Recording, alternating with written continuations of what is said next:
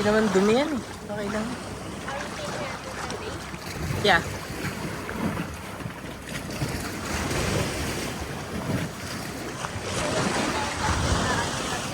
What? So that we can go to the admin office.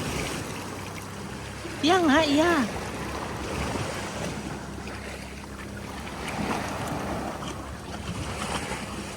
Why you take photo of me? I'm not taking a photo, I'm taking a video.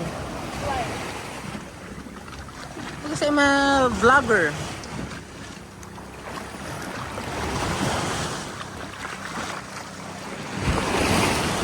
Ang lakas ang agad.